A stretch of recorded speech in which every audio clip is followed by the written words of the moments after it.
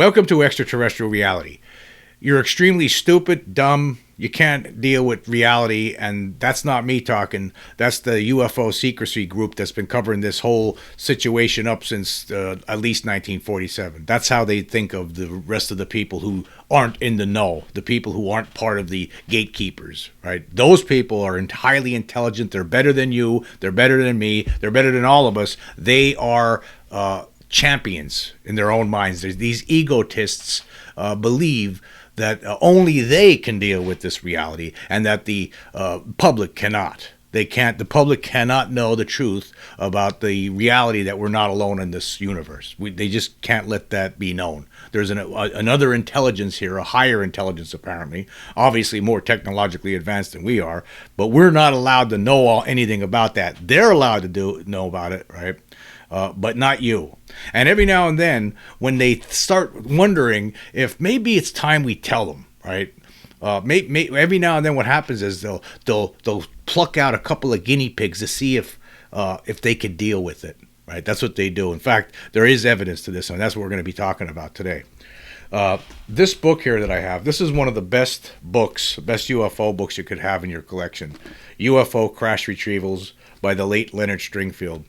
And he has it basically it contains 7 separate status reports that he put together for, during the years 1978 up until 1994 when he died. And what he did was he was talking to a lot of different people who had experiences with the government. Some people were government, some people were medical doctors that did autopsies on aliens. Most of these people they had a they didn't want to be known who, they didn't want their names out there, so they had to remain anonymous. Some UFO researchers, like the late Stanton Friedman, had issues with that. He didn't think that really helped with the situation. However, if you read this book some of this stuff in this book has to be true. I can't believe that all of these people were making all of these things up that Leonard Stringfield was meeting with. And one of the stories that I found very fascinating is a story that I never really saw anywhere discussed other than in this book. I actually did a search earlier today, and I couldn't find anything online about this case. It was actually an incident that occurred in 1974. It wasn't reported to Stringfield until 1993, and he included it in his final status report, which is toward the end of this book here compiles all of these reports. I'll tell you, this is one of the best books you could have. If you're interested in UFO crash retrievals, the recovery of alien bodies, the cover-up, the secrets, how the secrecy operates, it's just you got to have this one, right? It's very expensive. It's almost, when I got it, it was just about $100, I think, but it's definitely one that's worth having in your collection. But there was a case in here where he interviewed this woman in 1993 who, in 1974, she was used as a guinea pig by the UFO Secrecy group. That's what it seems like. And that's what we're going to talk about today. Okay. Now let's check out. Now this is, if you have this book, this is on page 327 of the complete investigation. And there's a part here called 1974, A Year of Strange Strategies, Emily's Morg Test. So basically, Stringfield became involved in this case in 1993. He met this woman, and this is what he writes about it. He says, "My personal involvement in Emily's case began March 3rd, 1993, when she consented to join Pat Packard, a local researcher, later to become MUFON's section director in southwestern Ohio, and a friend, to visit me in my home. She had been reluctant to see me or anyone else about her experience until April 1992, when Packard first learned of the case from her friend, a business acquaintance. But after questioning her briefly at various times, he could not come to grips in accepting it as reality. On the other hand, he admitted that Emily could have experienced something extraordinary, stating she really cried when trying to tell about her seeing the alien cadaver." So basically what happened here is this. Emily was shown an alien cadaver at Wright-Patterson Air Force Base, but how all this went down is absolutely absurd and fantastic at the same time, and it goes to show you what these people in control think about everybody else. Okay? Here's what it says later on. It says, "Emily, being an experienced artist for a large department store in downtown Cincinnati, she was offered an art job with an attractive pay by her Uncle John, who was a top executive of a company now defunct named Holch Environmental Services in western Cincinnati. An interview with her prospective boss, Mr. Kern, went smooth, she said, discussing environmental issues and the nature of her artwork. Hired, she was allowed 2 weeks to give proper notice to her former employer and was to start work on a given Monday. During this waiting period, Emily went out one evening for a dinner party. While toasting a drink, to her surprise, Mr. Kern just happened to show up and was quick to explain how he knew she would be at the restaurant, hoping to see her. Of course, she said, he was invited to join her table. Somehow, said Emily, the subject got into UFOs, most of it critical. Again, surprise, Kern took issue with the critics, but she has forgotten the points of his argument. Later, privately, he asked her if she would like to see the proof, a real alien. Thinking he must be joking, she agreed to the challenge. According to Emily, he said, tonight. Stringfield asked Emily if she felt safe with a stranger making such an unusual proposition. She said that she did because he was a friend of her Uncle John's, and two, she wondered if it might be just a test of her ability to perform on the job. They drove to Wright-Patterson Air Force Base.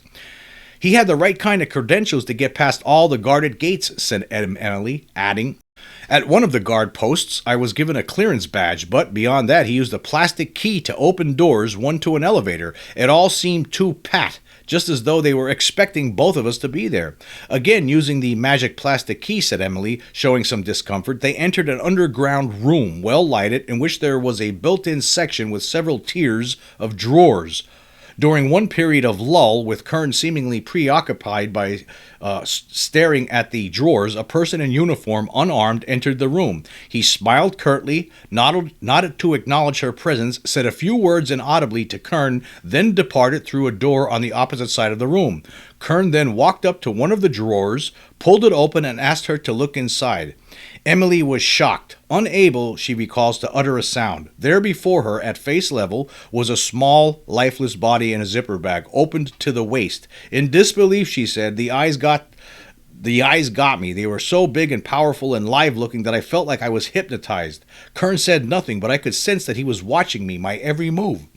When I asked if she recognized any cameras mounted in the room, I didn't think to look, she said, to which I responded that more than one was probably rigged to record her behavior. At that point, Emily, sitting across from me, her eyes watering and hands clasping, said that she was so unnerved at that time she could only vaguely recall other features of the half-exposed cadaver. It was gray, she said, about 4 feet tall, with a slim torso, with skin that looked like an iguana in texture. After a moment's pause, she continued, I should know. I have a large iguana as a pet.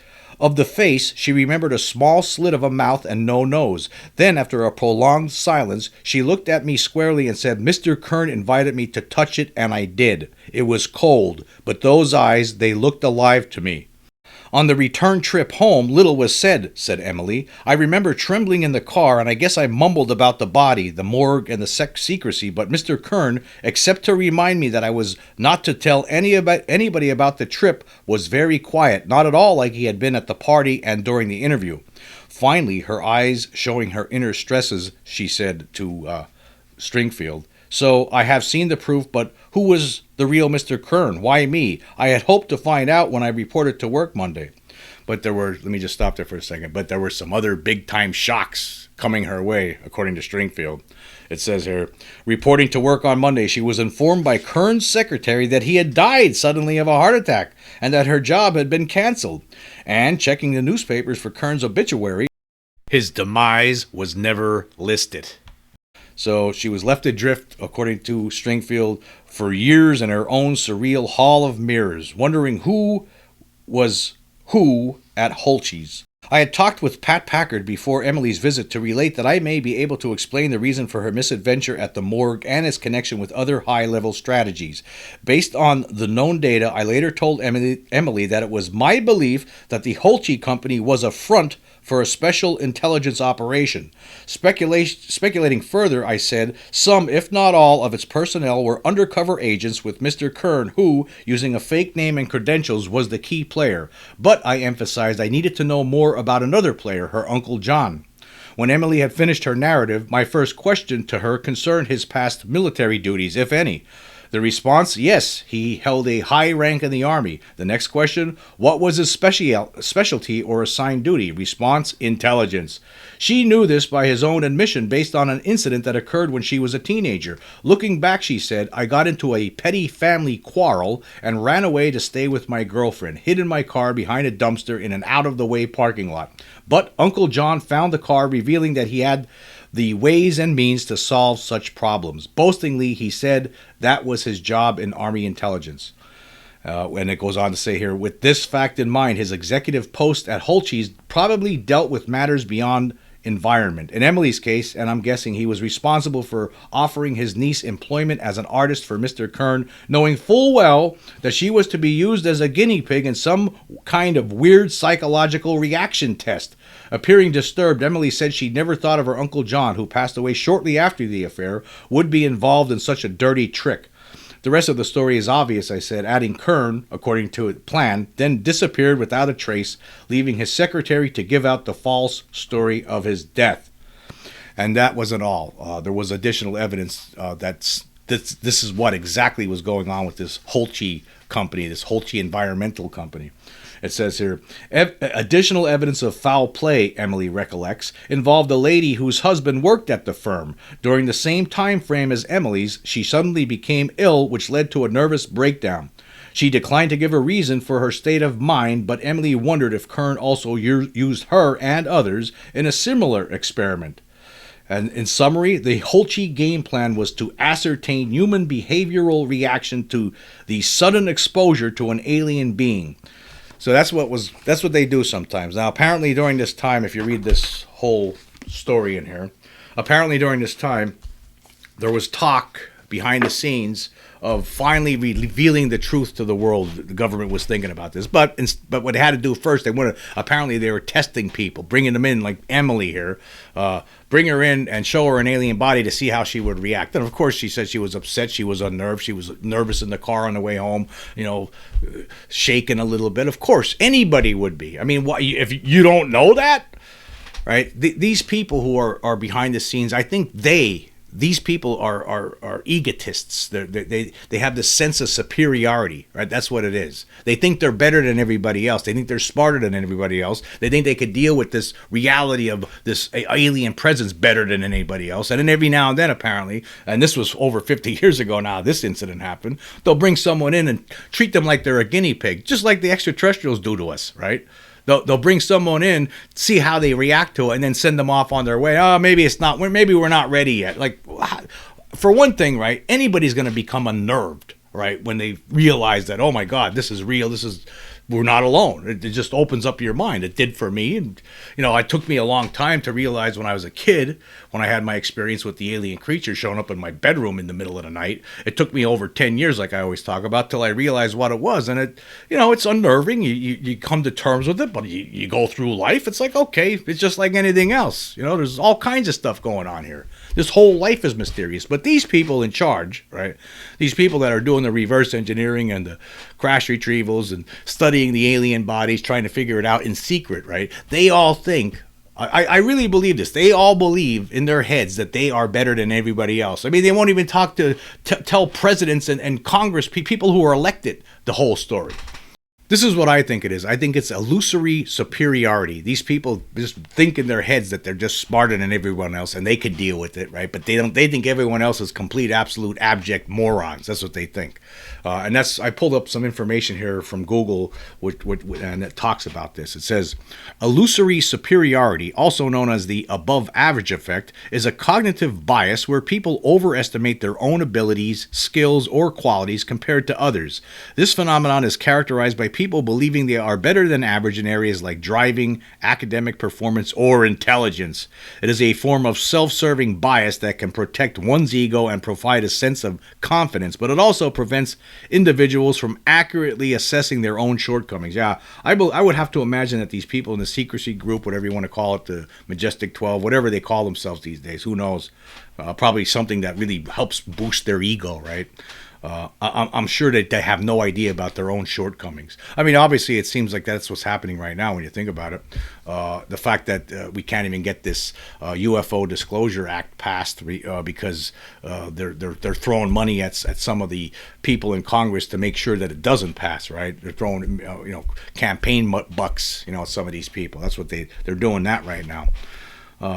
Anyway, it says here how it works. Overestimation. Individuals in a group tend to rate themselves as better than the average, even when statistical reality makes this impossible.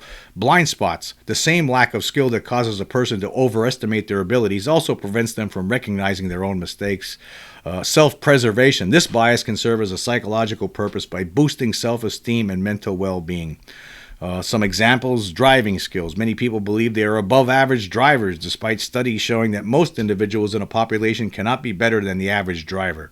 Academic performance. A large percentage of students, including those at top universities, rate their academic performance as above the median. Job performance. Many professors consider themselves to be in the top quartile for teaching ability, even though there can only be a few in that group. And I'll throw in another example: the MJ-12 members and all these people in the secrecy group. These people think that they're better than everybody. They think they're more intelligent, and I think by keeping this a secret, that just helps boost their egos. That's part of this. I think it's ego. A lot of this, some of it, I believe, is actually driven by their egos. They think that these people are egotists, and they have delusions of grandeur in their minds. They just think that they're better than everybody and that you can't deal with it and they can. And they come up with all these other reasons. The main reasons why they're keeping this covered up, let me tell you something, is because of the reverse engineering aspects to it, right? And I don't have a problem with keeping elements of this covered up. If you have a recovered craft and you're trying to figure out how it ticks, well, okay, you don't tell anybody else in the world what you learned about that, but you tell them about the reality that we're not alone in this universe. You tell them the rest of it. But see, these egotists, they can't handle that, right? I actually believe that part of this is like they feel like they're standing way above everyone else, standing on a high mountain looking down at everyone else and looking at them like they're just dots, right? Ants, whatever, right? They're looking down at them and just they have this feeling of superiority. I believe that is part of the reason why this is still covered up. I mean, there's a lot of, I'm sure there's other reasons, right? The reverse engineering, like I said before, and they have other concerns, I'm sure, too. But they like they're treating us like guinea pigs. I mean, that's what it is. Just like the extraterrestrials. I mean, for a lot of people get abducted by aliens, they have no choice in the matter. They're brought on board. There's medical procedures, and then they're let go. Just like a guinea pig. That seems to be what's happening with this faction within the United States government, that they're doing the same kinds of things to people. They're treating them like guinea pigs every now and then, testing things, seeing, okay, maybe we'll try this, and maybe we'll see if they're ready. I mean, we've been ready for a long time. We've always been ready because we're just smarter and better, right? But let's see. We'll roll out some other little test here on our little guinea pigs, these little dots, and see what we come up with. We'll see if they're ready yet. I mean, that's ridiculous. And apparently that's what's been happening. That's what has happened in the past. And you don't know. There could be some of that going on today. And it's just hard to see because there's just so much anymore. There's just so much these days. It's coming at us at all different directions. They're actually flooding the zone with so much information. It's hard to, you can't keep up with it anymore. You really can't. There's just so many different stories about potential aliens here, aliens there, aliens over there. I mean, we just need to be told the truth here from the governments already. That's the bottom line, folks. We need just to be told the truth, and they need to quit playing these games and treating us like a bunch of just test subjects. That's what needs to happen. Anyway, I want to say this. I want to say thank you all for joining me today. Until next time.